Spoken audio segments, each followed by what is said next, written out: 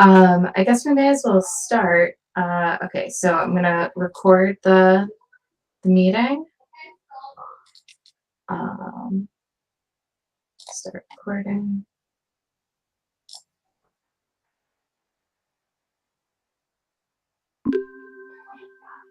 Okay. Good, and the stream's live. All right, great. Thank you, Barry. All right, so I will call to order the meeting of the Facilities and Security Subcommittee meeting, and it is 6:10. Actually, I don't know, Carl, if you're able to take minutes. My plan is to hopefully rotate so that everybody gets a chance.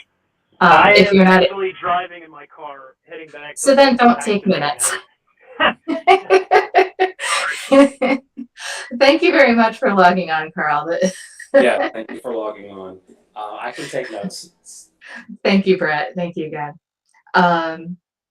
So I called the order at 6:10. Do you have the document from Randy? Hold on one sec. Okay. I'm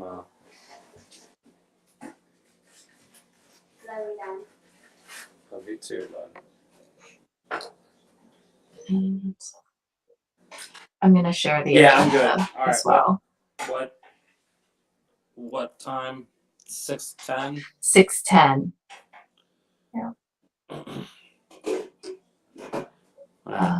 6:10. There it is. Okay. All right. All right. And can you see the agenda on the screen? Yeah. Well, Okay. I'm not looking. I'm looking at my notes. So. All right, so I'm actually going to pass over the minutes for June 1st, just because there was one result of the motions that's not on there. So we'll just bring these back next meeting along with tonight's minutes. And then we'll move on to the building tours discussion. So one thing that I want to make sure to say is to recognize the amount of time taken by Mark and the principals and the head custodians to make this happen, to get us up to speed on the buildings. So they know the buildings the best, and so I think it's great that they're willing to set aside this time to help us be up to speed as well. And then I also wanted to say how much I appreciate the members for stepping up for this. The last time we attempted to do any kind of building tours, only like 2/3 of the subcommittee at that time actually showed up for it after a lot of planning and organizing. So I'm very encouraged and appreciative that we've got 100% signed up and ready to go to these tours. It's a lot of time out of our daytimes, and I really appreciate it. So then I wanted to go over the expectations for each tour. So who will be there, what we'll see, and kind of the goal of becoming better advocates for the district's facilities by learning the baseline of what we have now. So I'm gonna stop presenting this, and I'm just gonna slide over to a document that I was hoping we could build together. But first I wanted to just go over some of the kind of ground rules for how these tours will have to work in terms of OML. So these are building inspections. So that means that it's not a public meeting. There's no agenda, there's no minutes. And then the most important part is that there's no deliberation. So even though we'll be under quorum, we have to make sure that we save any deliberation for the next public meeting where we will have an agenda and minutes and the public. So then I was hoping that we might want to, we could build a document of some items we would want to make sure that we look at while we're in the buildings. We have 13 very different buildings, 5 different committee members going through them. And so I think we need to have some kind of common understanding for when we share out at the next meeting, and make sure that the future discussion is more efficient. So I'm going to share what I got started. And Linda, I'm not going to take notes on this. Can we just attach whatever you develop? Yeah, and so that will be Copy over, if you will. Right. So so you could just say that we went over what kinds of things we would want to look for. Yeah. So this was just kind of a start. I don't know if all of these are necessary. I don't know if this is what Mark had in mind or the building staff. Jim, please weigh in here on if this looks like what you were thinking of. And then I thought we could bold items that we would want to make sure we see versus just mention while we're there. I don't know if this is too prescriptive either, because we want to have some amount of flexibility for our building staff to show what they want to show. Linda, is there more? I can only see up until playgrounds. Yep, just a little bit. Thank you.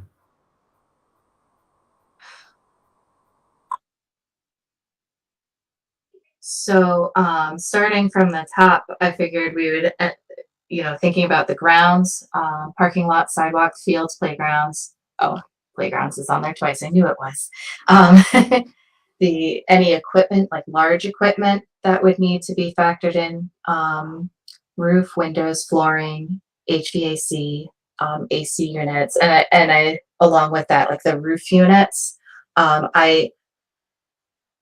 I mean, I feel like you never know with Mark if he wants to take us up on the roof. I imagine no. Yeah, it might vary from building to building. I don't know. Like I know the Central Tree roof was questionable, but I don't know if we can see it. Right. Really, I was thinking. Yeah, I know that the high school, the roof units up on the high school, there's a plan for rotating them out for updates. But so I'm assuming we're not going up on a roof. Right. Agree. Let's see, furnace, boilers, water, anything for fire safety. Like I know a couple of our buildings don't have sprinklers. Anything that could come up with septic or sewer. I'm sorry. Do you have cameras, security cameras? Don't think I do. That'd be a good one. I know Central Trees requested. They might be getting it. I don't remember, but yeah, security. Yeah, inside and out. Jam, you're muted.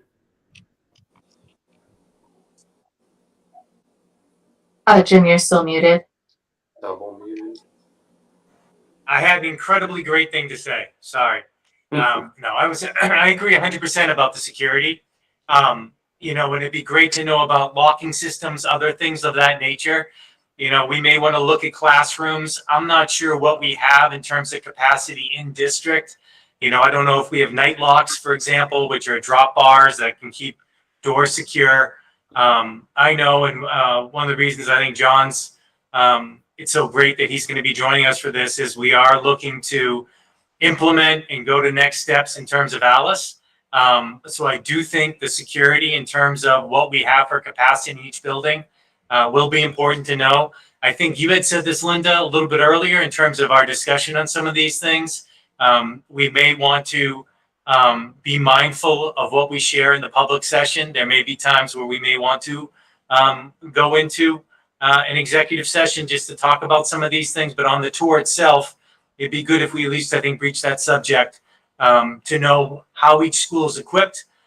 Because, I know we have situations like schools in other communities other than Holden we'll be visiting this week where their capacity may not be the same. So.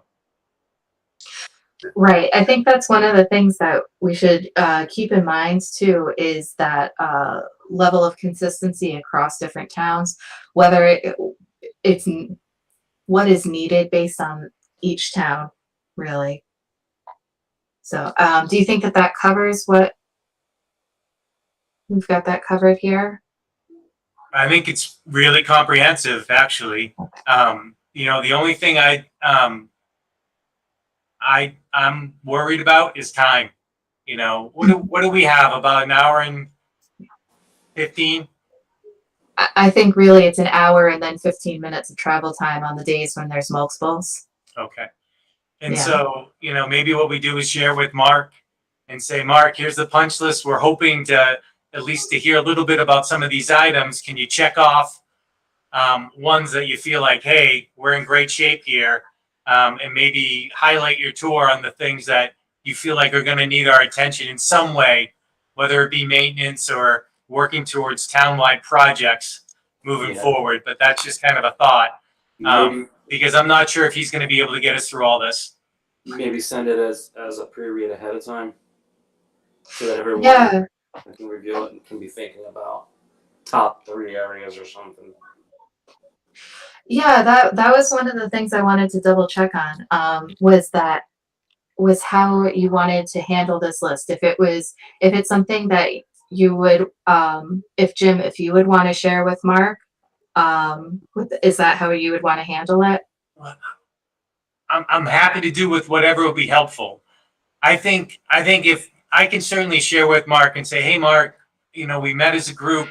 These are some things that the subcommittee feels like would be important to have at least explored in each building. We know we're not going to have time to see all of them. Can you take a peek? Maybe check off the things that you think are in good shape in the school, and then base your tour on the things that are on this list that are of particular concern to you, or something to that effect. You could share with the principal and custodian as well. You know what I mean? Because I think there are times where all of those people aren't going to be in concert in terms of what are the most important things. Mark's going to be thinking big picture, large projects, things that are going to be problems down the road. He's certainly going to be thinking of safety too, where I think principals at times, custodians at times, are going to be thinking of the day-to-day, things that they feel impact the student body, teachers themselves, but may not be as much on Mark's radar because that's not the focus of his work. You know what I mean? Not that he doesn't feel they're important. It's just he has a different lens and has to in his position. Right. That's a great point. So, so if that's okay by you to share with Mark and the buildings ahead of time, and then just Sure. this way, this way we can keep to a high level and we can prioritize the time. And then, and that was kind of what I was trying to get at with things like I clumsily worded any movement restrictions like that. I was just thinking of exactly how the head custodian might be thinking about the day-to-day, and the principal might be thinking about the day-to-day in a different way than anyone else because their positions are unique in themselves. So if we're good with this list, then we can continue on. And I just realized, Carl, you can't see it. So I'm going to just run through the rest of them audibly so that Carl can hear it as well. But first, Brett, you had a question? I just wanted to see if there was just a space for any other additional comments, or, just kind of like a white space on the back. Maybe that's, people can bring their own notebooks. That's just kind of like. Yeah, that's a good question. Yeah. So, what I was thinking was that this would be the, like the beginning of the discussion, and then whatever we individually find during the experience, that we can bring that to the table, and it's not like anything would be closed off. Okay. Does that make sense? Thanks. So. Okay. So Carl, I think that I left off with septic and sewer. So then also internet and wireless systems, lights, security cameras, we talked about, telephone and PA, elevators, cafeteria, large maintenance equipment, space and capacity impacts, bathrooms, classrooms, any movement restrictions. How does the building fare in hot, cold, rain, or snow? Bleachers and gym equipment like movable walls. I think that's an issue in, I want to say, NAQUAG. Storage, and then we frequently get questions about AEDs and access, just to make sure. And every time it's affirmative, that there's access, that it's up to date, that it's available. But I thought I would put that on there since that's a frequent question. And then so with that list, I don't know if there's anything else that we might not be thinking about that would be good to put on a radar of a possibility. But otherwise, then the other piece that I was thinking we might want to build for the future is to have some information in our heads when we go in. So, like the total number of adults that would be in the building, total children, the age, the date of the last major renovation or repair, the age or type of any large system. And a lot of this I would leave to Mark's discretion on what he thinks would be good for us to have as a frame of reference. And what I would hope is that we could, the district would eventually build just a background document to have this as like a one sheet, easy access to basic information that could be used for like grants or something else in the future.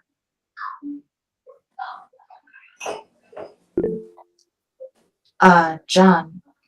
So just thinking more along the security lens, like Jim talked about, like, basically how things are locked up, right? And so I'm thinking about, we've got security cameras and systems in there now, but, points of entry for the buildings, how are they secured? How are classrooms locked and secured? Storage areas, how are they secured?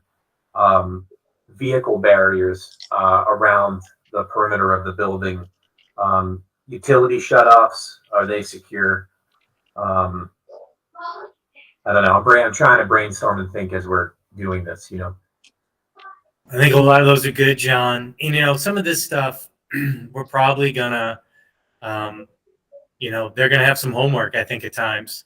It'll be good, honestly, too, for Mark's not gonna know some of this stuff, and some of the principles will be new. So Joy at Dawson on Monday, that's gonna be stuff that she's gonna want to know. And so it's actually probably a great activity for them to have some of this stuff and learn it and then report back to us as a group. But those are definitely important ideas.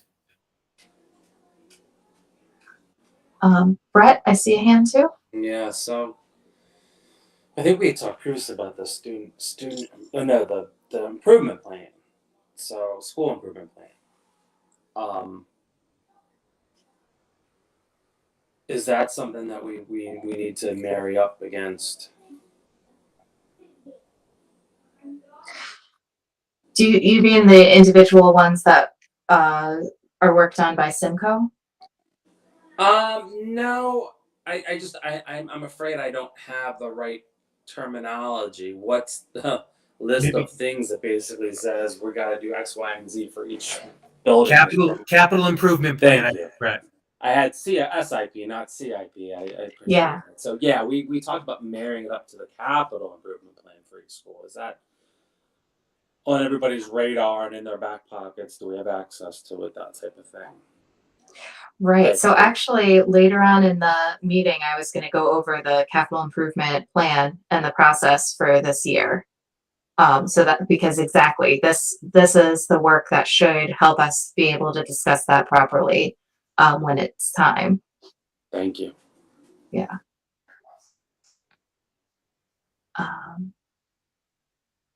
Okay, so do we feel good about where we are on this?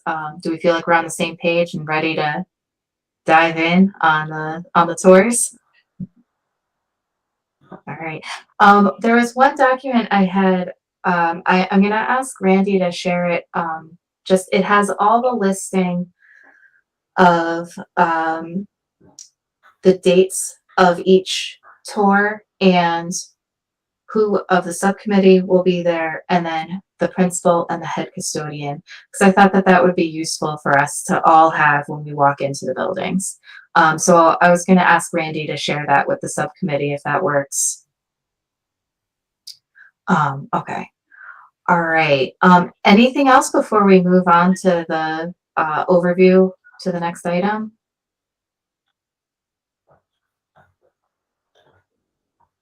So just nothing to add. I made it back. I don't know if you saw the picture. I made it back home, so I wasn't too far. We were over in Rutland for swim lessons, but no, I mean it's I think it's pretty solid list for covering everything and all that. So All right, great. Okay, so then let me stop this and I'll switch back to the agenda.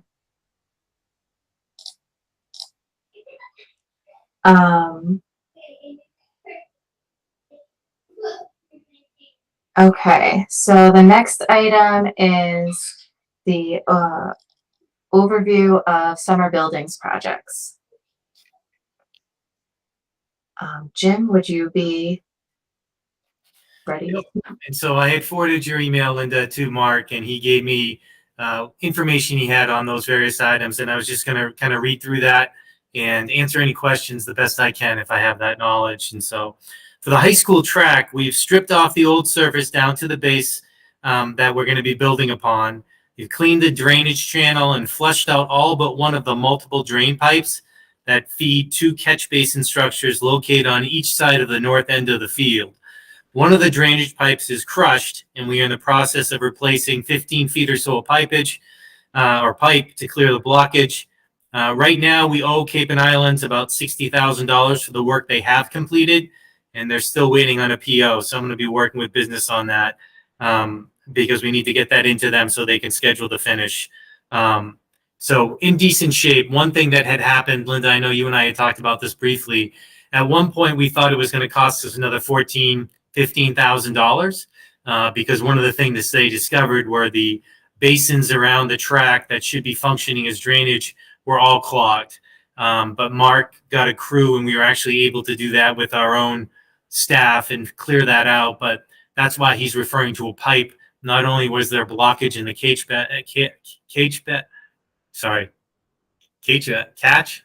basins, sorry. But further on down in the, there was some blockage in the pipe. So they, lack of a better term, they're going to roto-rooter that out. And then one of them was crushed. So that's some work they're going to do. It's not going to cost us $15,000. They've probably gotten it all done for less than $3 million, which is great. So that's coming along fairly well. For the Sterling carpets, the job has been awarded to Capital Carpet and Flooring, and he's met with the project manager, Jeff and Bill. The town manager has also been there to take a look at samples and lay down some ground rules about how they're going to do the work. There's going to be some money left over to tackle several classrooms as well. And so we're very excited with the estimate that came in. And so they're going to be, I think originally they thought they'd be able to get about half of it done. And I think they were going to concentrate on the hallways and not get to some of the classrooms. But at this point, due to the price point that the project looks at, they're going to actually be able to do some classrooms as well. So that's great news. And I think I'll be honest with you, I think that keeps the principals happy because I think if you had asked them, they would have preferred to have started in the classrooms, is what they told me. And so I think we'll hopefully get both of those done. I don't think we'll get the project completely done, but it looks like we're going to get done even more than we had hoped. So that sense, that's moving along fairly well, and that's a positive development.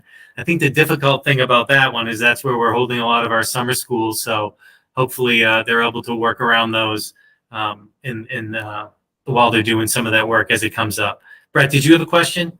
Sorry. Yeah, it's Princeton. I always forget the school that needs the carpet. Thomas Prince. Thomas Prince, thank you. No, but it's Houghton and Choxet that are getting the carpets. Brett. Okay. I get some stuff on Thomas Prince though. We'll get them a little bit further down the list.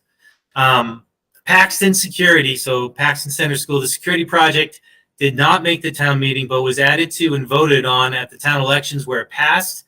It now needs to go to a special town meeting for a vote that is actually scheduled to take place on Monday, 7/18. If it passes, then the town can write it up and send it out for bid.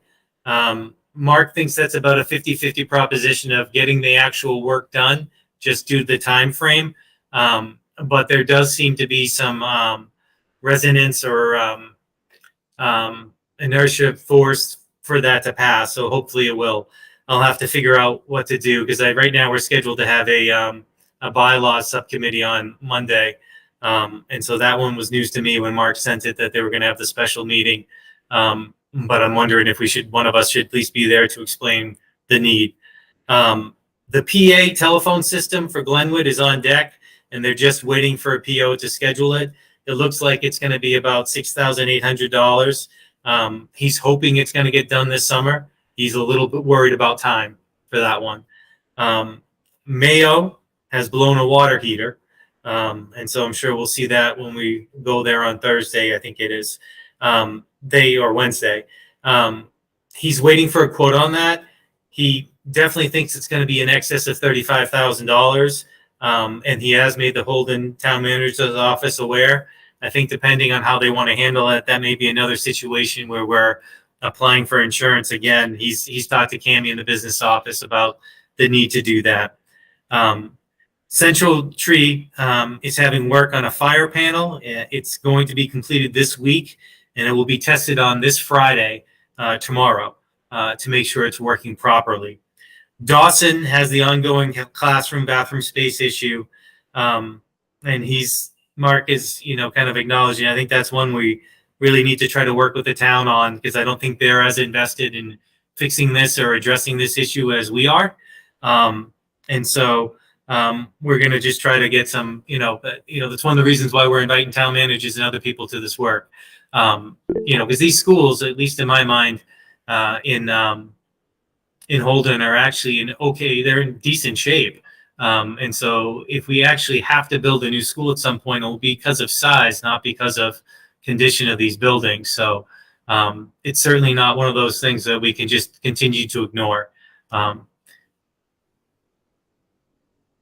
Linda, do you want me to call on Brett, or should you? Yeah, no, that's fine. Go with whatever feels natural. Go for it. Brett, I can just keep my hand raised.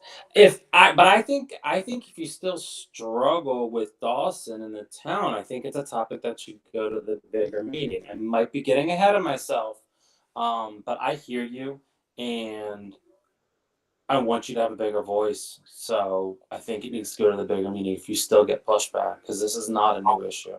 Yep. I hear you, and I like it, and I agree. I'm wondering, these are one of the things that I wonder about. I've talked a little bit about schools presenting in front of school committee. I want to be careful with Joy because she's brand new, and I don't want to put her under the spotlight too much. I'm sure she's going to be a crazy fall as is, but that's an important piece, and my hope is when we get schools in front of the full school committee, we're going to talk about, what's going well, what they're real proud of that's going on at their school, and what their needs are moving forward. And I totally hear you, and I completely agree, because this is work. I know that was one of the things when I met Melissa before she left. I asked her to take me around, and I saw the bathrooms and have a better understanding of the issue. Because it's not the conditions of the other ones. It's just a lack of facilities. You got it. In Princeton, they've just shaved their parking lot and will be painting it this week. He was told. He said it looks great. He met this morning with the town officials to go over a recent energy audit, and a couple of things were discussed on ways to save. And they talked about univent heater replacement and retro fitting light fixtures, among several other suggestions that the report suggested. They also discussed the water tank issue they have in town. And in his mind, that's been a good relationship. He thinks Princeton's been actually very supportive of the needs of the school, which is nice to hear. Something that didn't make Mark's report, but I know because I signed the PO, they're actually stripping and redoing their floor. It had some pretty substantial damage. So that's something that's been completed. I know they've sanded it down. I don't think they've refinished it yet. But I know that's an issue. I think they're going to be looking. You had mentioned Linda Naquag. I had seen them as well when I was there earlier this year, because they had been doing the dual lunch thing, and they have that funky situation with bleachers I think you were referring to. So that's something we'll have to check out when we go there as well. In Rutland, he's met with both the interim town manager and the DPW supervisor, and has started a dialogue with them about sidewalks, curbs, and parking lots. That's his main focus in terms of safety at the schools. he thinks that's something that we can certainly work on there as well, kind of similar to Dawson bathrooms, that try to build some momentum here to try to get those problems fixed, because I think he's concerned about security issues in terms of people potentially getting hurt. The Naquag electrical room upgrade did pass. That was for $65,000, but he needed to check to see where that was in process. He's left a couple messages, but has not heard back. So that's what he gave me. I don't know if I left any kind of gaping holes there, Linda. Was there anything that we talked about that I didn't get to? No, that was pretty comprehensive. Go ahead, Carl, and then I have a question. Oh, I was just going to add for the special town meeting in Paxton, the only item that's on the warrant for it are the security cameras for the school. So I'm actually not going to be able to be there because I'll be in Pennsylvania for reserves, but I'll send a note to, I'm pretty sure Scott Rundstrom is going to be there, the other rep from Paxton. So I'll at least send him a note so that he, because at least with the regular town meeting, they wanted one of us to actually present the motion. But I know that at least the select board, the town administration, they're certainly more, unfortunately, because of real events in the U.S., but it's a much more important article for them now. But I mean, as you know, it's just a matter of making sure that there's kind of enough people from the town out for it. But even at the regular town meeting, when I tried to bring it up, there wasn't much. There was more pushback for the other article, which was another debt exclusion article, which was for lights at the field. The only question that was brought up was kind of why is the town paying for it instead of the school? But even the administration, the town administrators and the select board, they know that it's the rental agreement the lease agreement. So, and that's kind of where the cutoff is. So that was the only question that had come up. So I'm hopeful that it should be able to pass, but hopefully pass and then be able to kind of hopefully start working on it as soon as we can. Carl, you suggest I go? I can certainly try to. I mean, I would just let the bylaws committee know I have to go to that meeting, and so I'm going to be going to a meeting either way. But if it would be helpful, let me talk to Mark, because I think just who knows if it will make a difference or not. But I would hate. I don't know. I'm just putting it out there. I'll email Scott and I'll CC you with it just about so that to make sure that at least as long that he's still able to go to the meeting. Okay. Because if he's not able to go, then if neither of us can be there, then it certainly would be, I think, probably good to have someone from administration. Okay. Yeah, I'm very happy to. So either way, if you feel like it's good to go, let me know and I'll go. Okay. I'm gonna be at a meeting either way. It's just wherever Right. the most bang for the buck. So actually about that, I think that we might not be able to have any meetings on a day that a town is holding either an annual or a special town meeting. Okay. So I don't know if that counts for special town meetings, but I believe it does. Okay. So that might be something to check into about scheduling in general. So I'll put that out there. I did have a question about going back to the Houghton carpets and the toxic ones. So you said that there's the challenge of getting in there because of the ESY programs. Do we have an idea of when, would any of it be completed before the full year starts, or? I think I think it definitely will. I haven't heard that specifically from Mark, Linda. I was just acknowledging that those programs are there. And so my guess is logistically they're going to have to work around them. And so I know Mark knows that because he's actually been working hard. We wanted to make sure there were a couple of classrooms there that didn't have air conditioning. And in some cases, it was kind of creating equity issues. One of it was our TLC, I think is it TLC program? It's ABA in Houghton and Chocolate.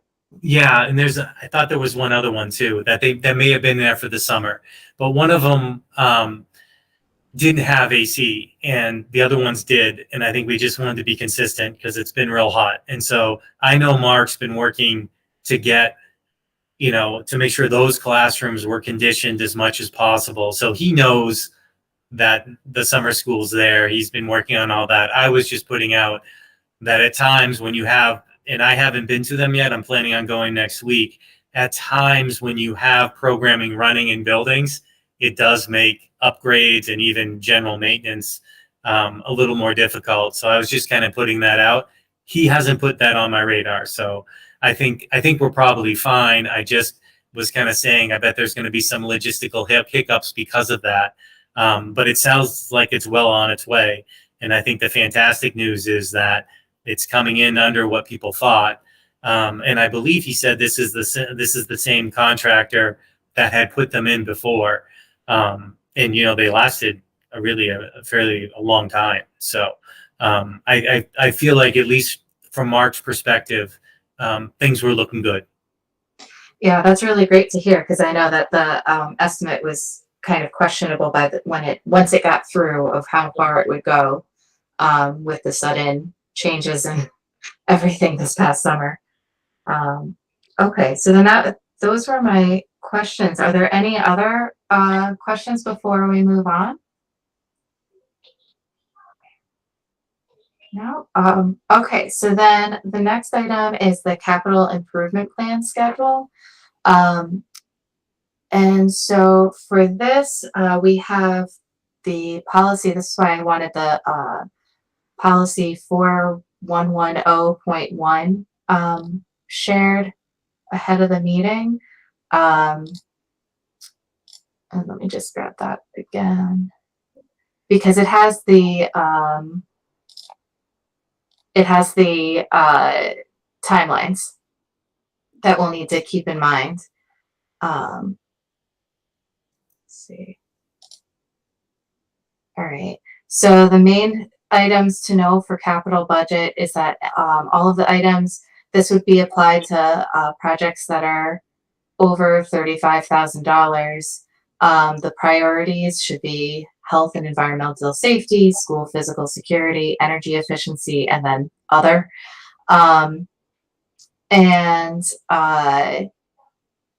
So I'm going to jump down to the timeline first.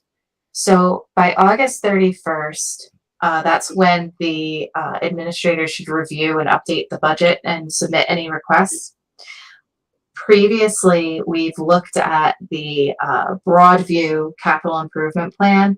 I don't know how much the principals were involved in creating the target items. So that's something that I would ask for this year just to be sure that that the collaboration is there. And then for September, last year we did a joint meeting with business and finance to go over the proposed projects and the general view of the new updated CIP. And that I think that format worked pretty well. Carl, I don't remember. I think that you were in attendance that meeting too, and Brett. Do you think that format would work again?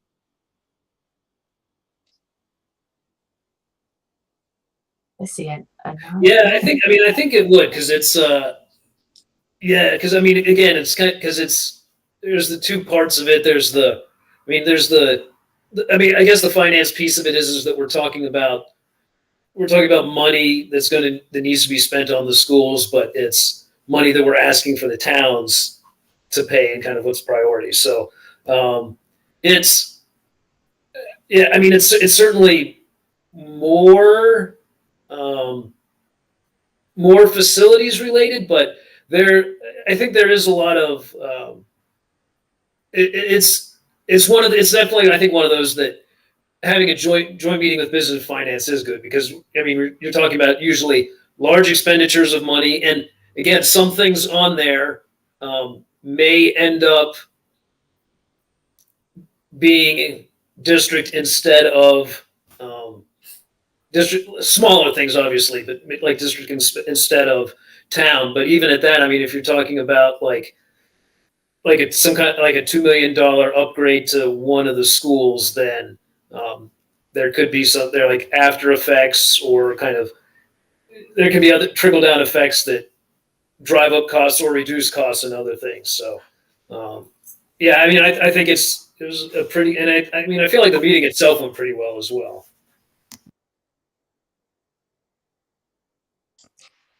One other thing too to keep in mind with having business and finance involved, there are 2 district-owned buildings, and so then that would be directly involving our budget, not just asking the towns to do a large project for the school buildings. Yeah, absolutely.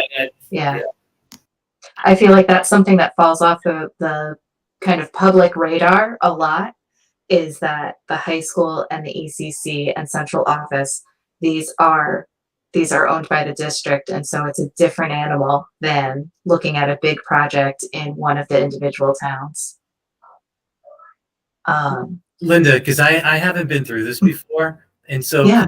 can you share a little bit? So like at that joint meeting, is part of the purpose, like, you know, we go through each of the schools and the towns and then kind of identify those major larger ticket projects that we would advocate for in the coming year? Or is it more broad based where we look at, you know, expenditures in general and the budget and things of that nature? So what we did last year, it was the first time that the budget and finance or business and finance subcommittee saw the CIP spreadsheet. And I can share that in a second too, so that people can see what it looks like. And so we went over basically the format of how it's divided. And then we looked at the major priorities, the things that we thought were probably going to break soon. And needed to be addressed, you know, sooner rather than later. And then what was good for having the business and finance perspective were things like, okay, so we replaced the turf field, but that's going to need replacing again. And so building in that kind of cyclical approach of there's going to be this big expenditure in, you know, X number of years. And so we did look at it kind of holistically like that too. I don't know, Carl and Brett, if you have other things to share as well.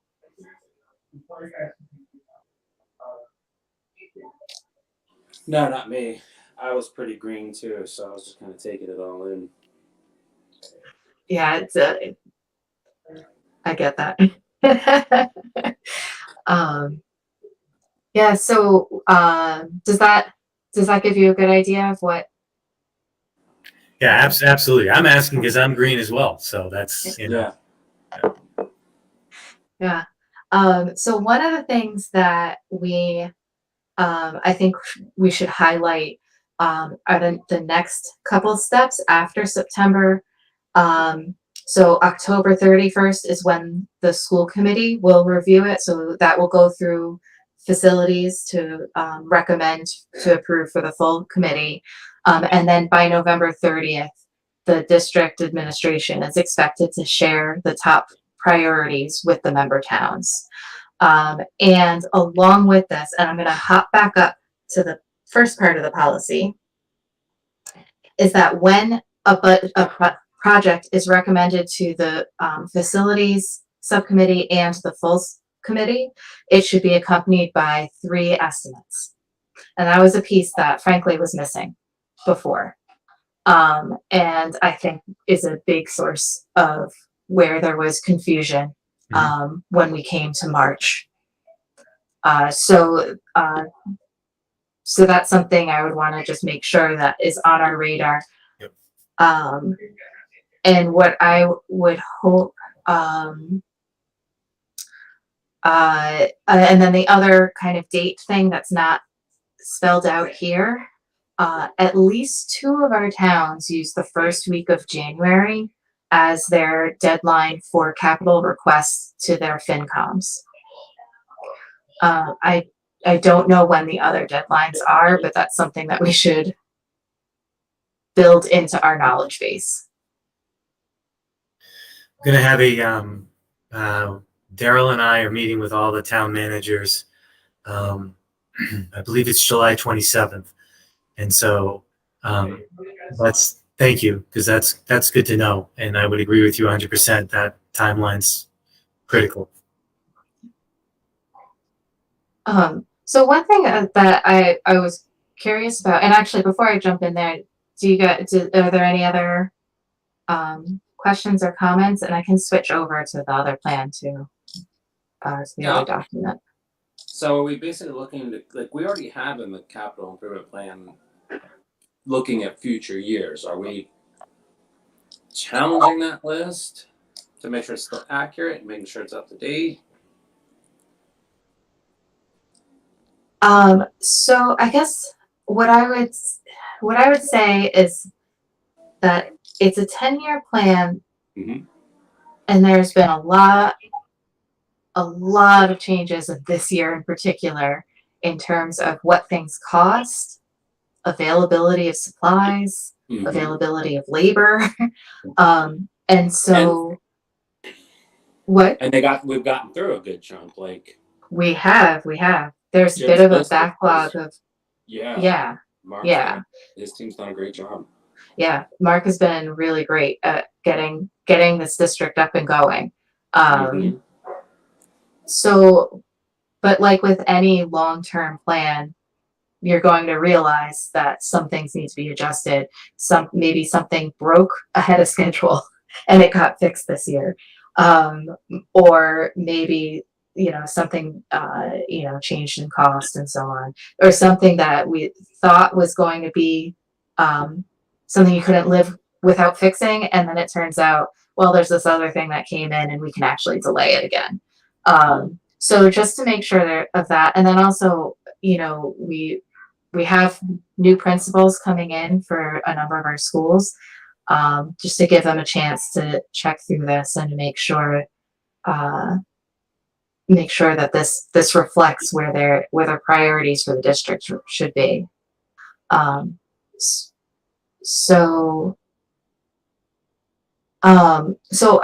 Actually, one of the questions I had when we bring these requests to the towns, something that I've been trying to unravel personally is, from our point of view, or at least from mine, speaking as not just for myself, my understanding was that this was not a request for the town to use their specific capital budget on the schools.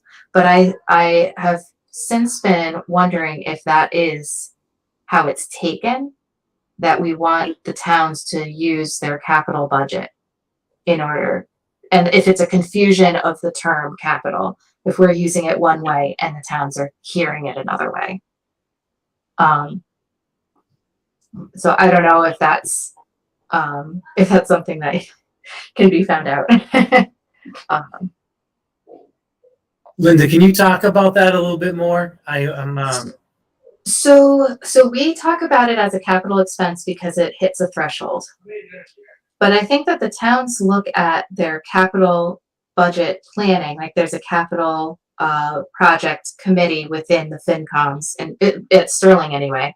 And so the request for the carpets kind of bypassed the FinCom as a whole and went straight to their capital planning committee, which means that the town was asked for a specific source of funds to fund the project versus us saying this goes above 35,000. So towns, is there a way that you can fund this project? Anyway, so that's where I don't know if it's coming across as a specific, we want the towns to use their capital budget.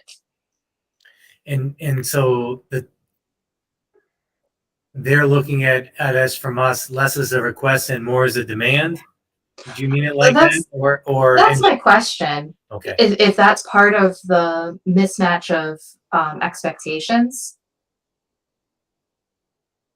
I got you. I don't know. No, again, honestly, purely for information, because it'll be interesting, because and when I have not met with a lot of people or anybody really from the towns at this point.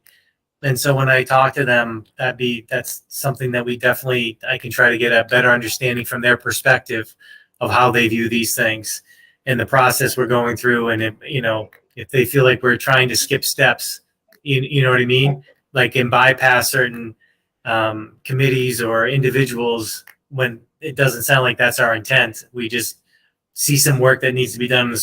We want to advocate to get it done. Right. Yeah. Yeah. That's it. Carl, go ahead. So the other thing, the other thing I was going to add is that I think to a degree there's a kind of a little bit of a difference, probably, between each and every town, but you figure that in general, like the primary conduit for the town is going to be the town administrator. And then it's really up to them to make sure that it gets routed to kind of the right kind of committee within the town, whether it finance first or a capital improvement type committee. But I think that's really where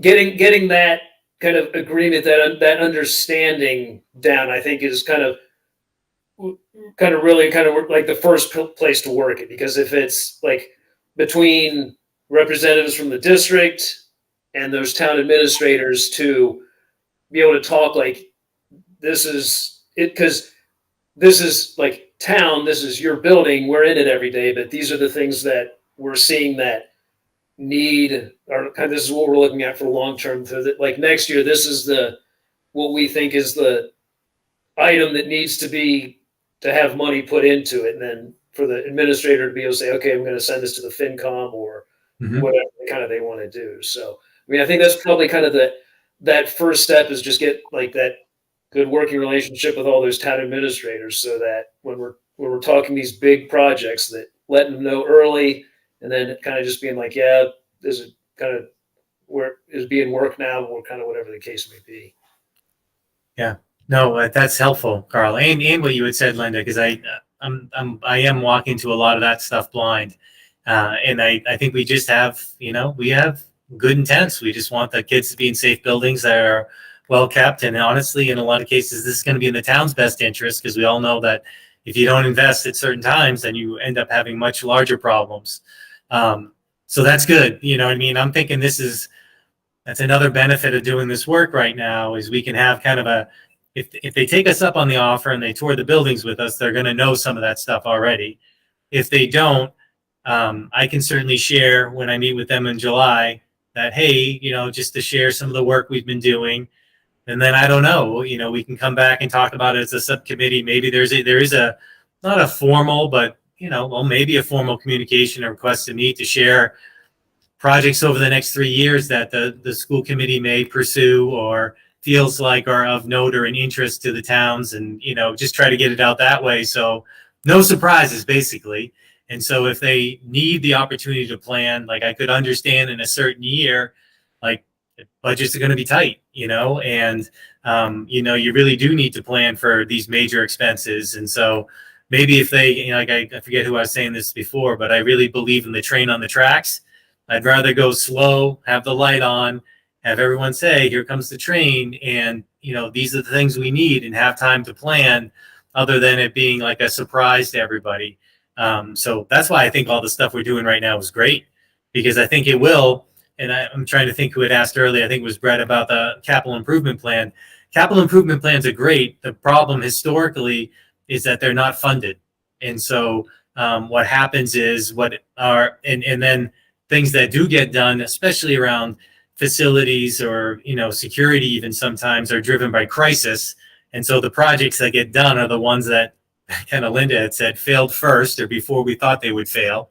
And then sometimes there needs to be a juggling about the capital improvement plan. And then, sometimes with grants or other things can be addressed on the capital improvement plan and they get off the list.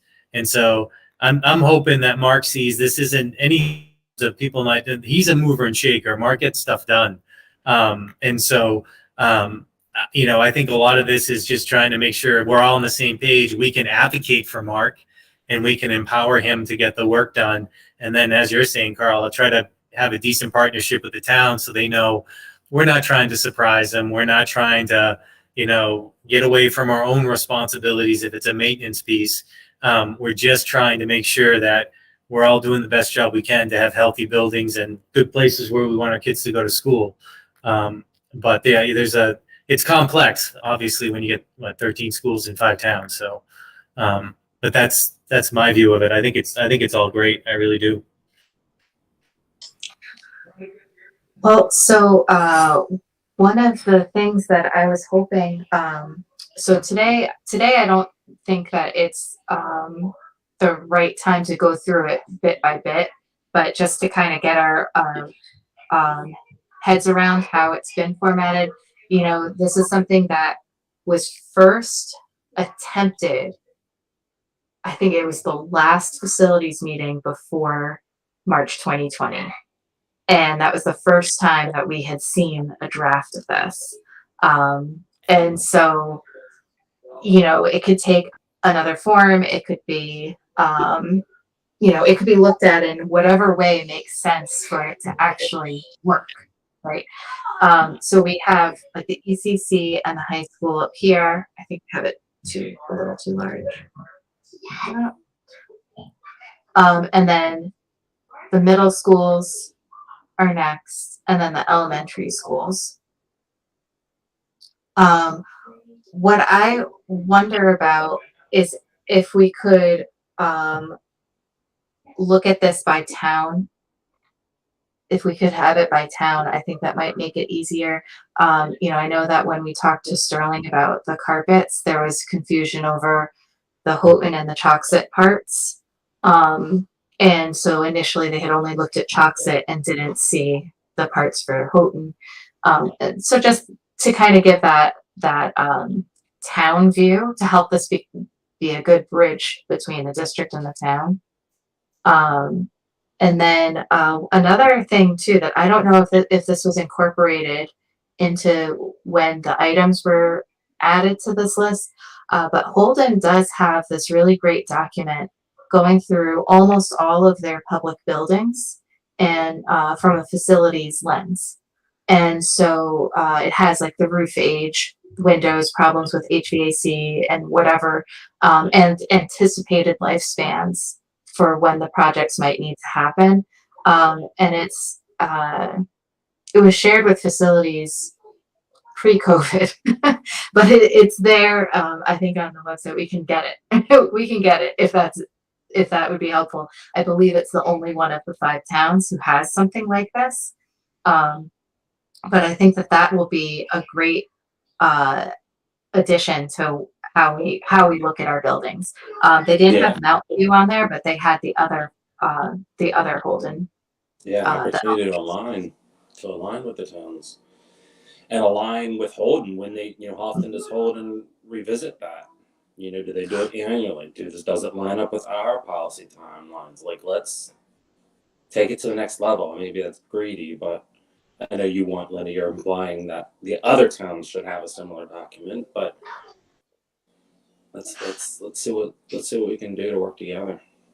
Yeah, I mean, it would be amazing. I think that I think so Sterling just put out a master plan for their town, and so I think that we can look at these different documents from the towns and kind of just help ourselves understand the bigger picture and just make sure that the school buildings aren't left out of facility talks for the towns. Carl, go ahead. So one thing, and I mean, I get it's just one of these things to think about.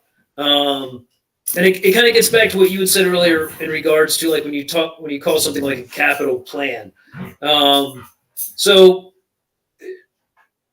to a degree that so this document that we have that we've been calling a capital plan, that might not be the best name for it, because as an example, one of the things on there is in fiscal 25 is replacing the cafeteria tables at Chalkset for $6,000.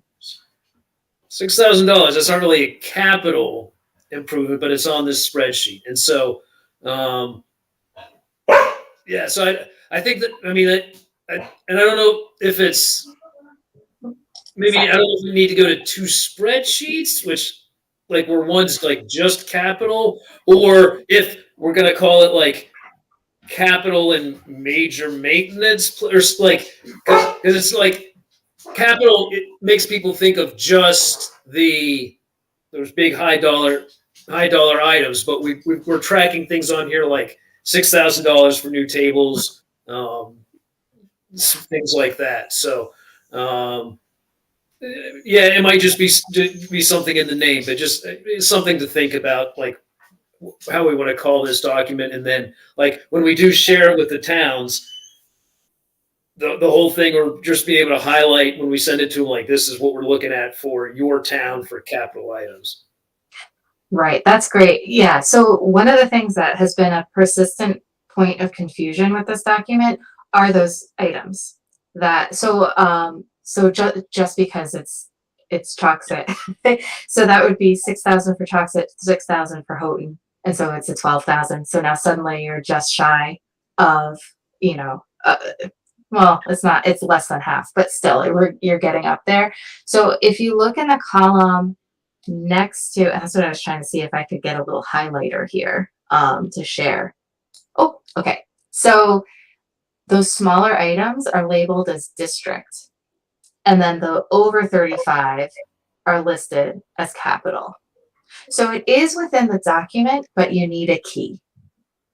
And so there might be another way to communicate it than how it's done. I mean, and this kind of thing is where, I think our discussion just kind of puts this out there, and then Jim, however you want to take it from here. Yeah. These were points of confusion in the past. I think they're all great points. I'd love the ability to filter this, you know what I mean?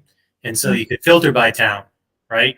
Or run a filter by what is capital, what is determined to be district maintenance, or district, I'm trying to think of the word, but like to me, I don't know if we can ask a town to be paying for cafeteria tables. That's something. Oh, no. No, I know you're not saying that, but what I'm trying to say is I'm wondering, and we should be looking at stuff like that. Don't get me wrong. I'm glad it's somewhere and people are anticipating the need.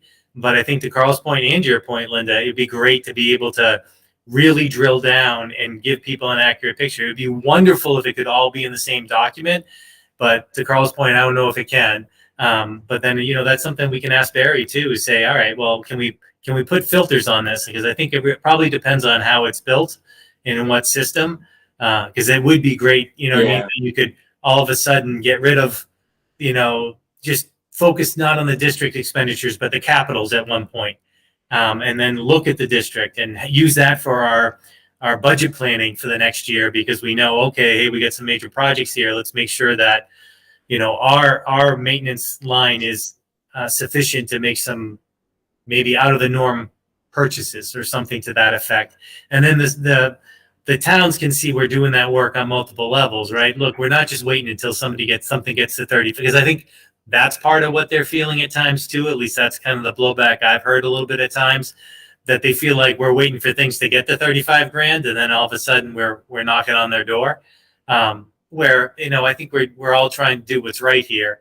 But that's a piece of this, right? For them to start trusting us and know that we're not just trying to hold on to bills until they're yours. We're trying to do our piece as well. But there are certain things we're not going to be able to afford as a district, and based on our agreement, they should be a town responsibility. Yep. That sounds like a great path forward. If it's possible, part of why I wanted to talk about it this meeting is because of those deadlines coming up based on the policy. And I didn't know how that fits in with the rest of the work going on in the district. How do we feel about this item where we are here? Does it seem like enough information to work on for moving forward to the August requests and then coming back in? I would like to see some kind of draft of some kind at the next time we meet. But at least it would be, I would look for September when we meet with a meeting with business and finance. Does that sound reasonable? I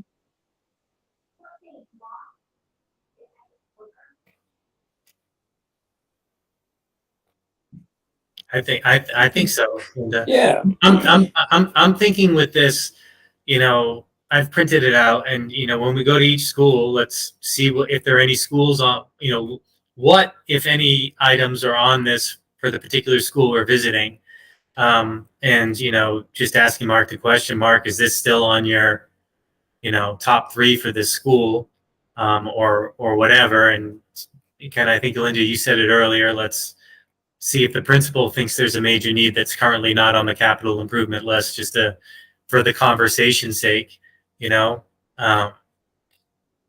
I can definitely talk to Barry or somebody in technology about, are there some things we can do with the way this is built right now, where we can put some filters on it and play around with it and look at it using a different lens, you know what I mean, at times, whether it be town-wide or expenditure-wise. I have a Great. meeting with Barry tomorrow, and I don't mind like starting the conversation with him, Jim. Love it. Okay. That would Can be I, can I ask you, I know I'm more here for this security piece, but how old are these estimates? Pretty old. Yeah.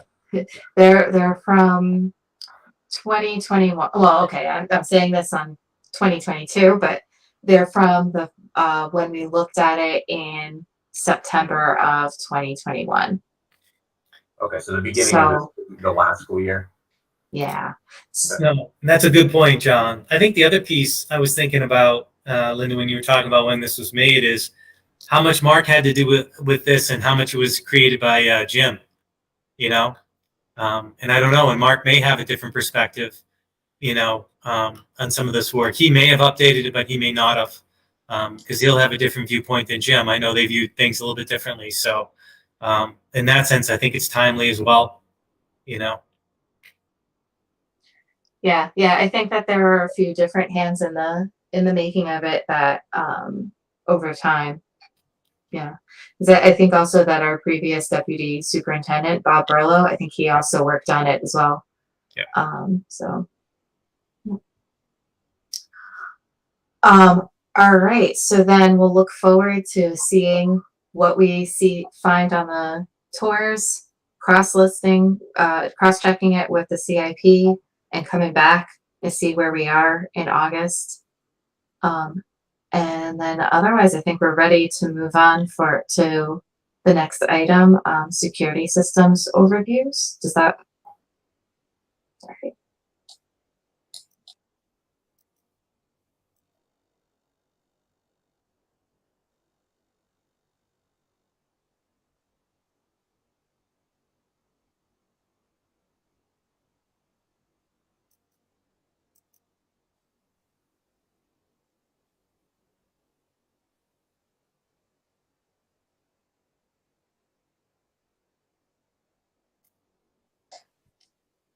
So I had put this on the agenda because we've received a few questions about PA systems versus telephone systems and alerting, and where priorities were on updating systems or fixing things for the different schools.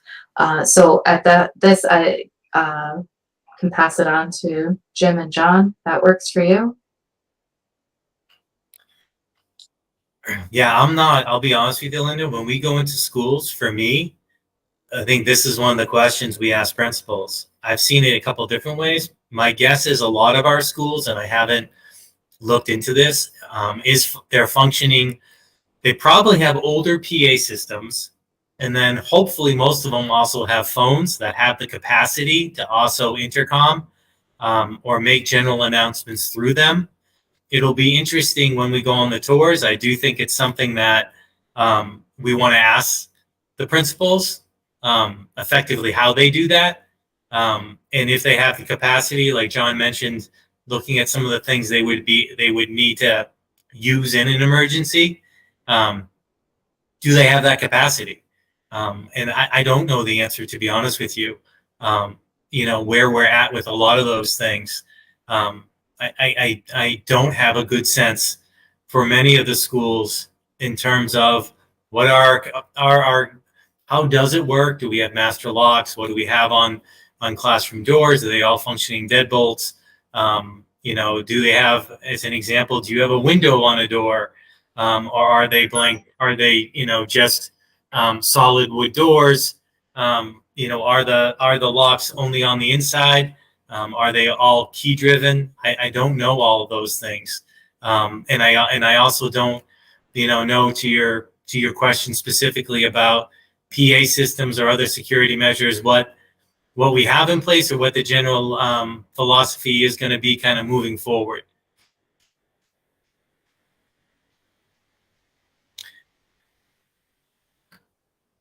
John, do you have any thoughts in terms of like a perspective, moving towards, I know we're hoping, right, that we're in a spot with Alice and other initiatives this year where we have at least staff and, to an extent possible, student populations who know how to respond in an emergency. But in terms of infrastructure, have you seen anything in terms of the schools, or do you know if there's been anything? I think we've been mostly, Linda, app dependent, where the teachers have an app that they use on their phone that they can use to communicate. But I don't know of hardwired opportunities in the school.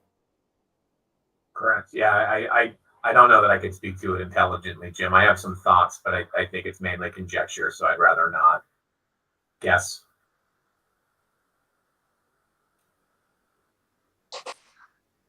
All right, so then I guess that's something to go on. Good thing we're going on the tours and we can get these sorted out. It's definitely I think it's definitely gonna be an important part of it, Linda. And then I think that that's the one part of these tours. I'm wondering if we want to, be more discreet in how we talk about it publicly and things like that. I think it's important to hold on to some of that information.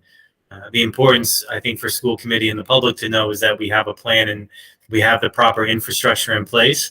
Otherwise, I probably would defer to the police and fire in terms of what we should or shouldn't publicly share. Yeah, that's one of the things that we have for this subcommittee is that when we get into more specifics, we will want to have an executive session on the agenda so that we are able to keep secure systems secure. So at this point, just kind of an overview of how we anticipate moving forward, or that we will be that we are moving forward. This summer and looking at what we have going forward. Carl, I saw you had. I was just gonna kind of add in, which was kind of to a degree already touched on, that especially when we talk like this, when we start talking the security side of things, the role of the different town police departments and how they factor in for security for all the schools that are. So like for Paxton, like the police department's like less than a mile away from the school, and kind of like where how close they are, what you figure that will factor into things. But that like certainly like having those conversations with the chief for each of the towns for whatever town the school building is located in, and kind of how that will factor in as well, and kind of things that we should be talking about, things we probably shouldn't be talking about in public. So that certainly they'd have an input on that.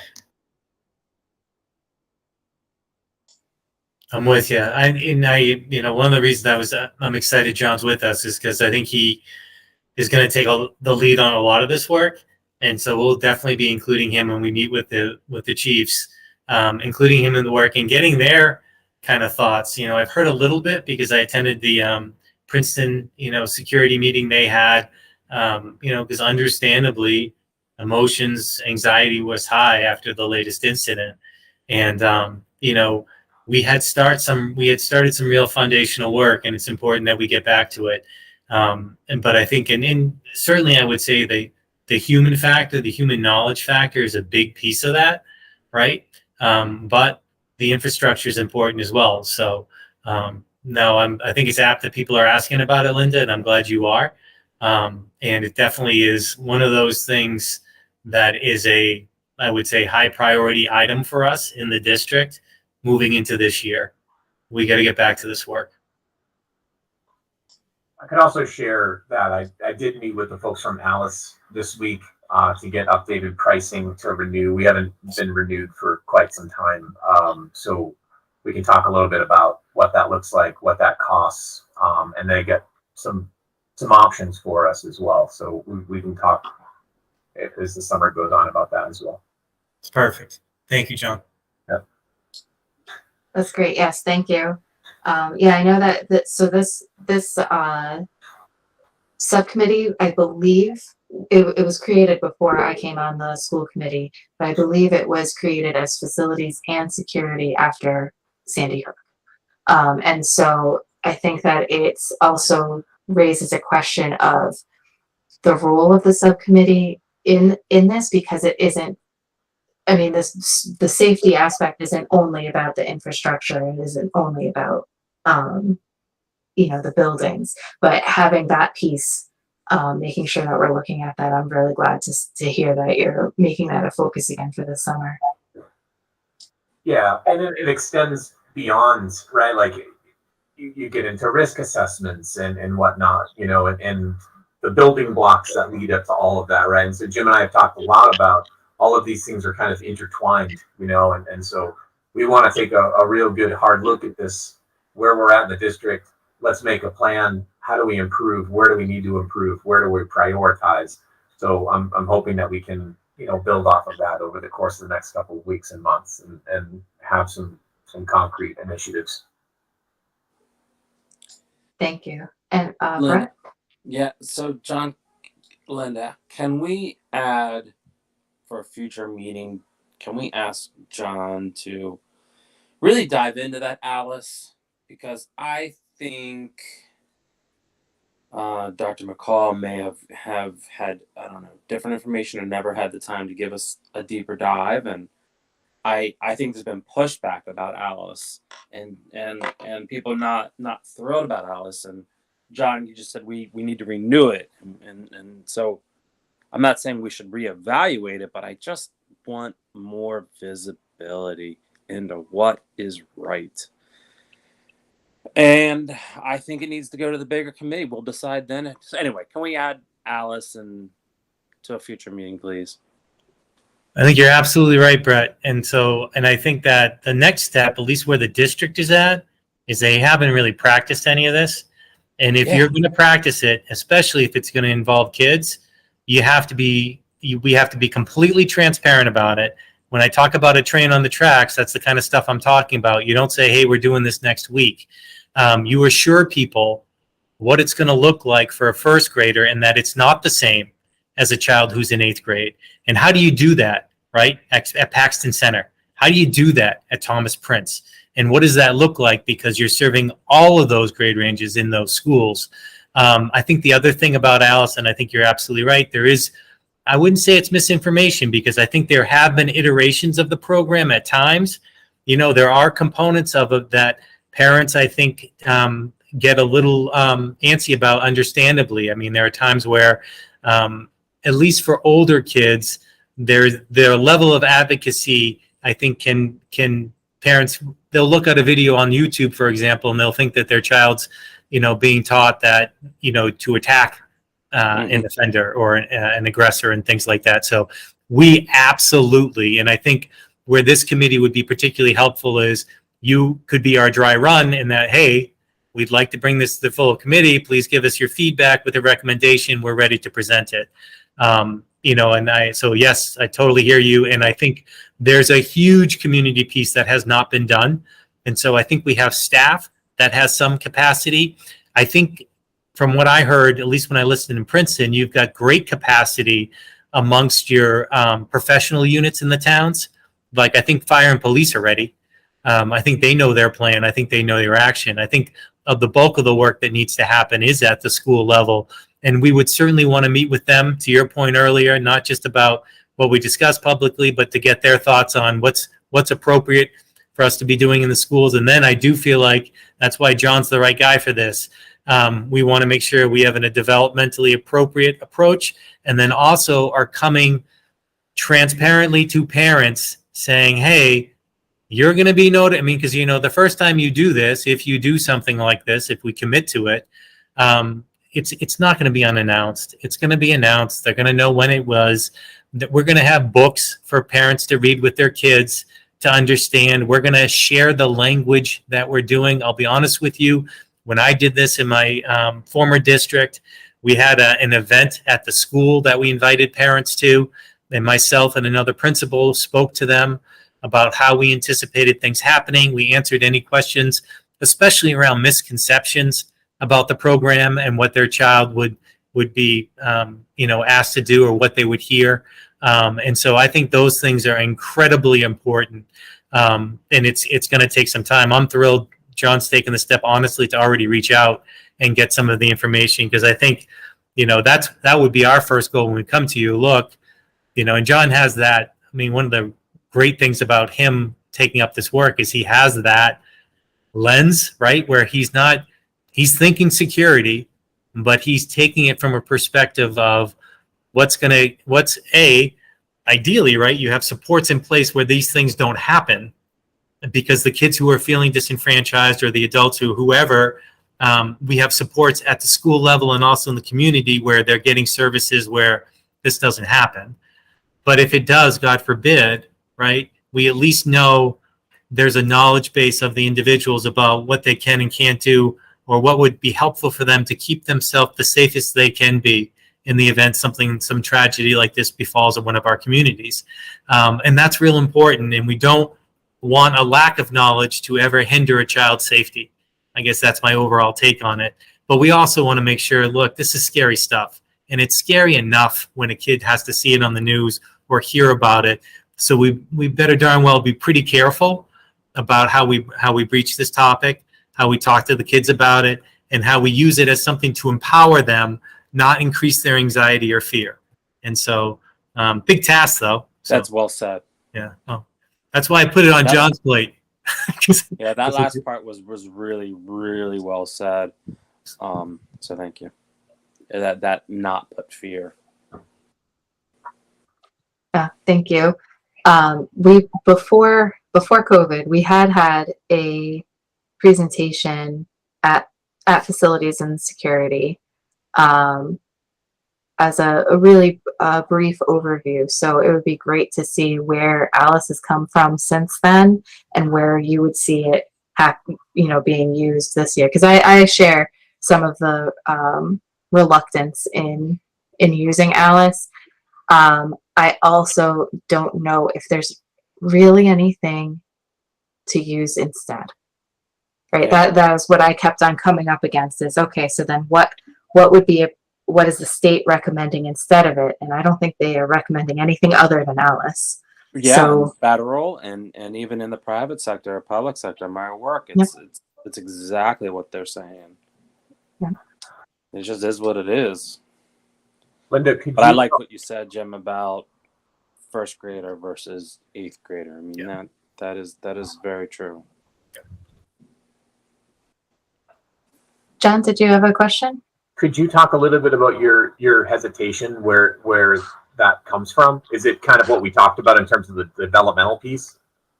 It is that. I also do wonder about it in terms of increasing trauma for the students and having a way, right? Because it can come in so many different forms, and there could be so many different triggers, that having the support for the after effects, I guess you could say, is what, and it is going through, like, practicing for that.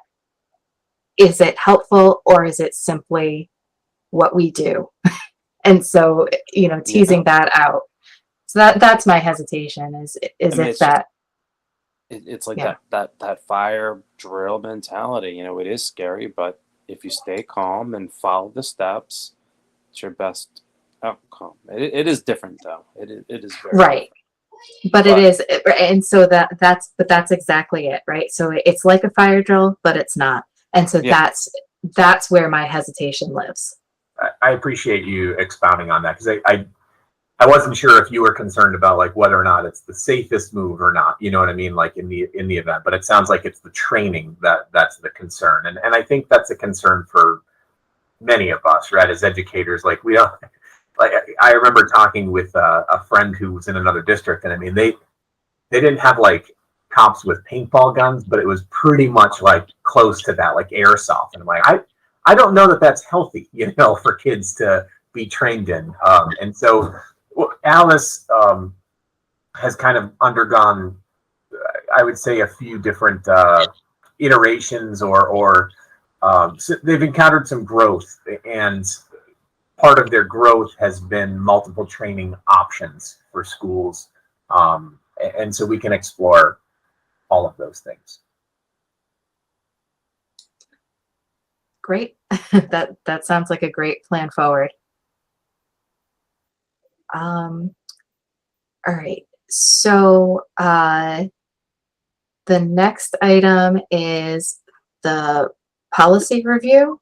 I think tonight the best way for us to start on this is to simply read through it together, and then bring it back for revision at a future meeting. If that makes sense, and I can bring it up.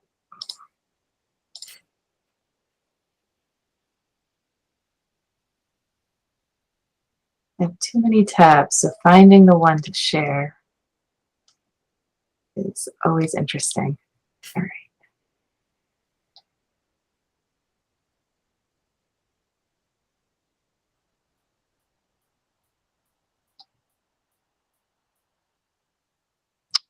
Where did it go? I'm sorry.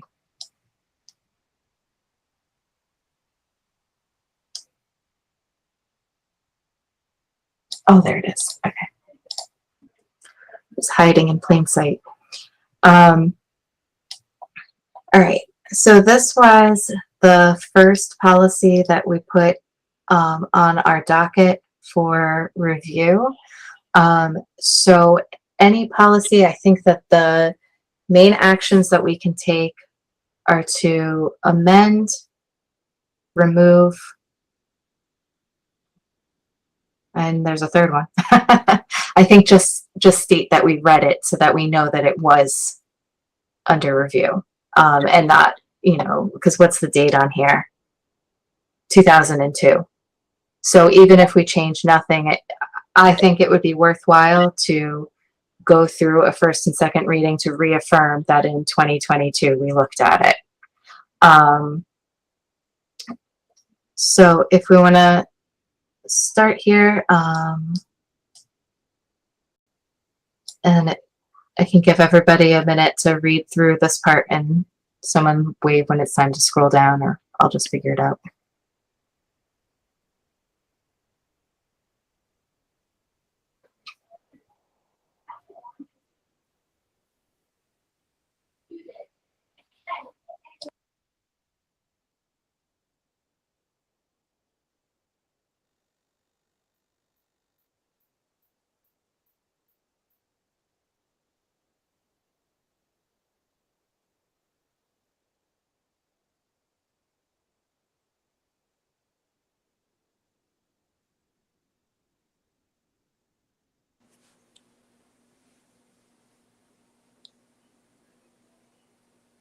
I'm ready to scroll on.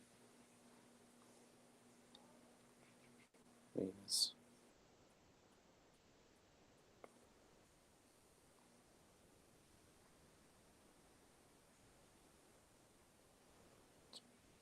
Pretty good.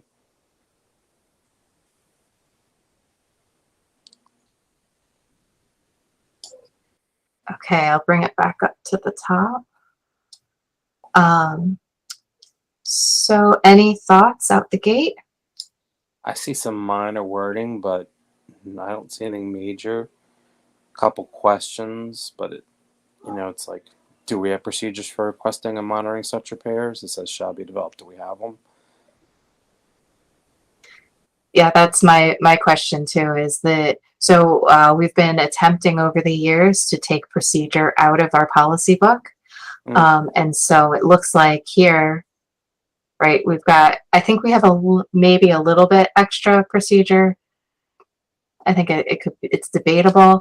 But are these the procedures that are referenced? Do they exist?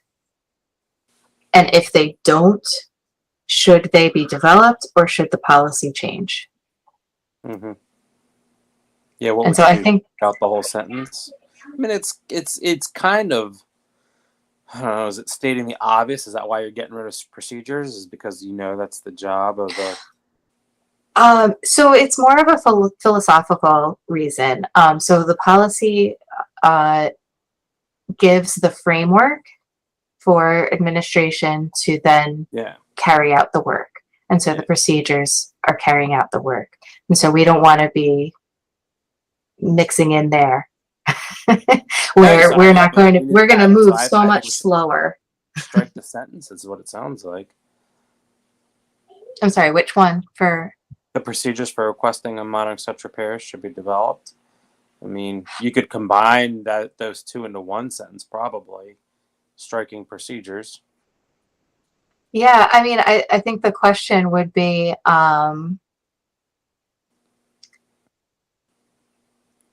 so it would be within policy to say that there should be a procedure made.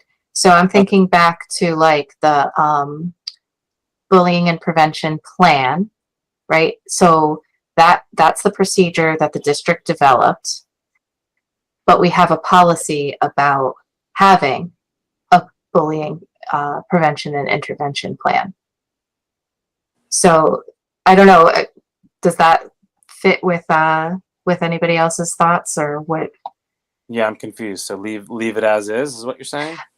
Yeah, well, so that what I was proposing is that we find out before we change this, is find out how the district is using this policy. Are these procedures there? Right, because there's some of this we don't know. Yeah. Is there the budget component manager? Right, that's just switch screen. Right, like, yeah. What is that about? Yeah. Here's another procedure for emergency ones. So this one I think was a pinch point for when emergency repairs developed that were over $35,000. And so making sure that that's clear for district to follow through on. I don't know, any other thoughts?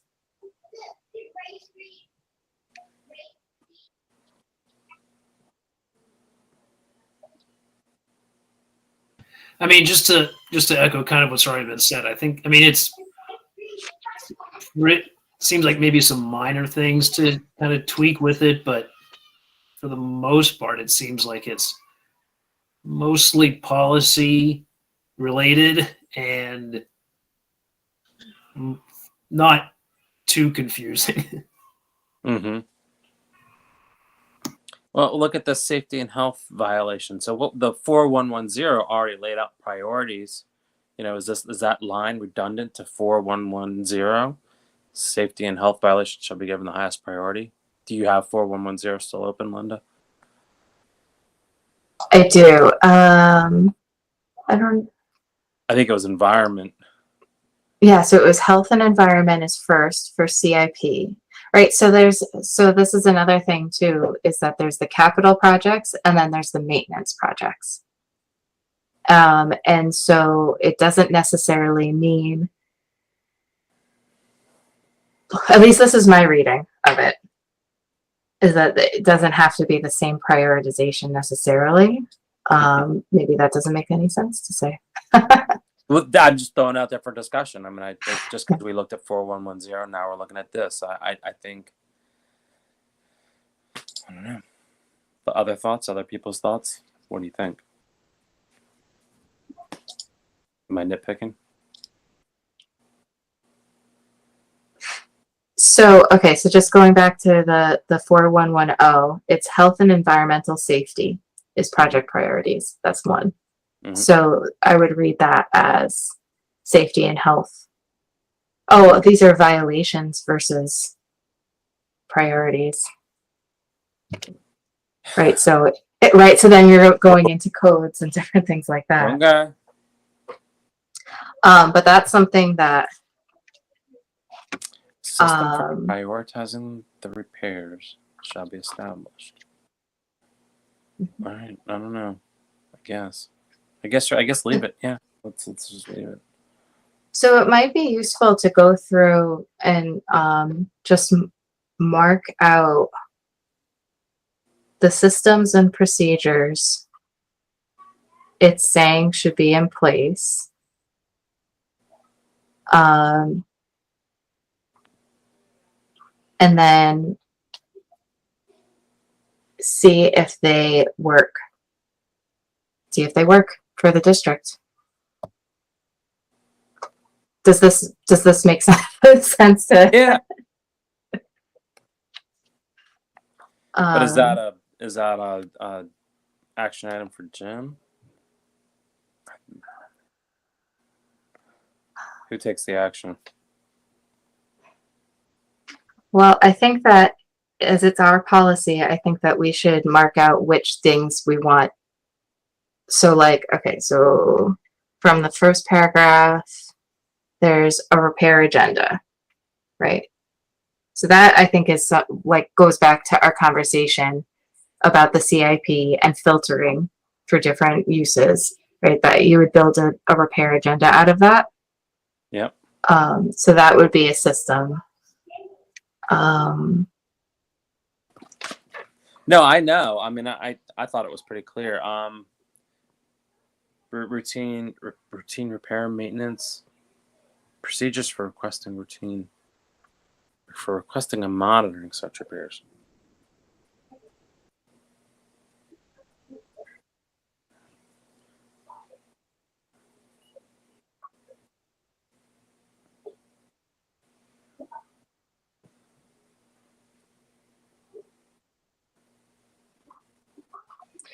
So then procedures for requesting and monitoring, that's like a work ticket system, Mm-hmm. right?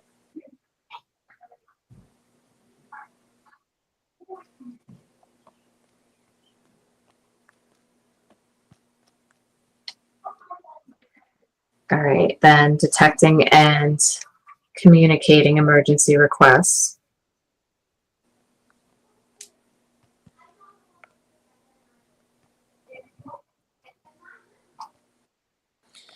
I mean, should it just be on the next agenda, hopefully with Mark?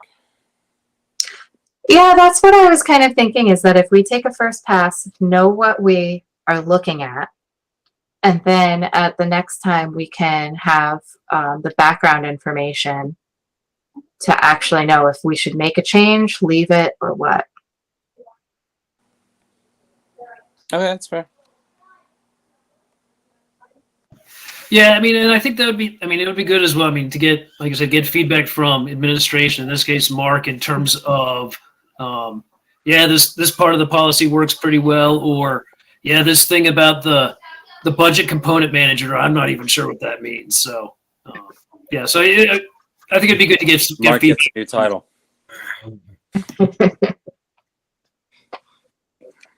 Sorry.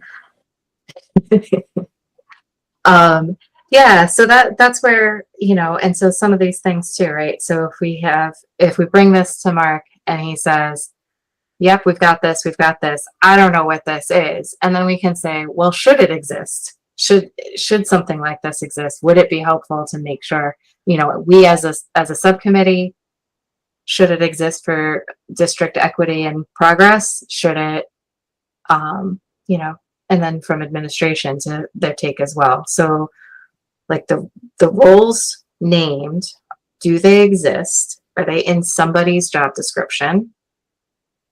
And then if the procedures named exist. Does that sound like a good game plan for the next meeting? Okay. All right. So we can leave that. And then the next item is the next meeting. So what I was hoping to do, our last, let me stop sharing real quick. Okay.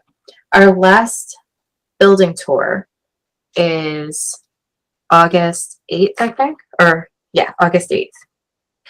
So I was hoping that we could meet on August 9th and at that meeting, compare notes. Does that work on everybody's calendar? No, I'm out that week on vacation. Okay. Or the 16th or whatever. I could give you my notes offline if you wanted, but Linda, it looks like there's an ed subcommittee meeting that night from 7 to 9. Okay. We could, so my hope, I don't know if there's, I don't think that there's any action from this meeting that would need to go to the full committee. Right, at most it might be the, if we're ready with the policy to go for a first reading, but I don't think that there's any projects that we would be voting on, any money we would be looking to encumber or approve. Right, does that sound about right? And the CIP wouldn't be ready for us to approve to recommend to the full. So if that's the case, then why don't we do the following week? I'm going to be out of town until the 16th. If August 17th might work. We have our retreat that day, but I can make it. And it's not going to be all day. No, it's all good. It's at the high school. And so we can definitely do that. Okay, so then let's try for August 17th. Does 6 p.m. work, or would 6:30 be better, or 7? 6:30 might be a little better for me. Okay. Brett, you're on mute if you're. I'm pretty flexible. Okay. All right. So then let's do August 17th at 6:30. And then I was hoping to. Oh, John. Yeah. Sorry, I don't think I'm gonna be able to make that. But if I can't, I don't think that should change anything. I think you guys could continue. You could meet, and then I can just confer with Jim before and after the meeting. So. Okay. Great. Thank you. That works then, because we could. I don't think I could do the 18th. Okay. Yeah. Well, if we can put it on that day, that would be Do it. on the 17th. I think you should, and then I'll just talk with Jim. Don't worry about it. Okay. Okay. And then just to have these dates on the radar for the next few meetings, I think it would be helpful because we have the CIP target dates as well from that policy. So I talked a little bit with Malia about business and finance, and so tentatively September 8th could work for that joint meeting. And the main item of business, possibly the only item, would be about the CIP with them. Last year, I think we had done a facilities meeting, then the joint, and then business and finance had their own meeting right after so that it could kind of streamline things. So I don't know if that's what we'll look at again or what, but I think that's a Thursday after Labor Day, if that works. And then, and these are all based on the full committee meetings so that in case there is something we want to move forward onto that agenda, we would have time. So the other date I was hoping would be October 3rd. and then November 8th. And those are both Tuesdays? No, October 3rd is a Monday. And then Tuesday, November 8th, which is election day. So that was the other thing. I didn't know if that would be poor form for an elected body to meet on election day. It's either bad or, really in the spirit. Was it November 11th, Linda? November 8th. Oh, sorry. Okay.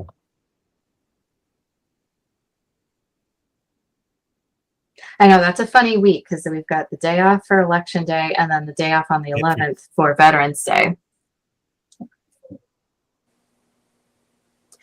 So if those are decent for having on the radar, who knows what by the fall. I know I'm gonna have crazy kid activities to drive here, there, and everywhere. And you guys, you know the deal.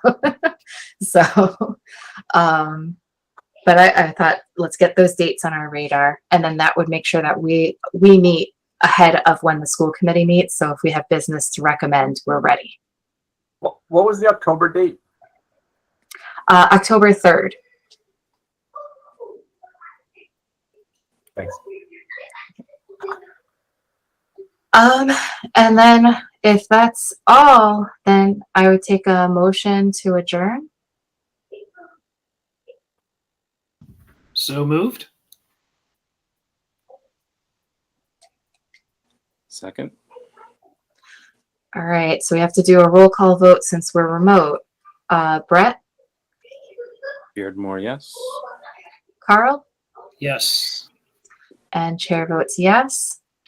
Thank you all. So that's adjourned at 7:56. So thank you all for coming in or online and adjusting. And we will see you at the building tours. And thank you again for all of this. Thank you. All right. Thank you. Good night. Hi, Charlie. Right, there we go. Linda, hey, I'd love to talk to you, and whenever it works with your schedule, we can set something up. I'm going to set up, and not that this would be related to it, but I'm going to set up meetings or ask Randy to with individuals.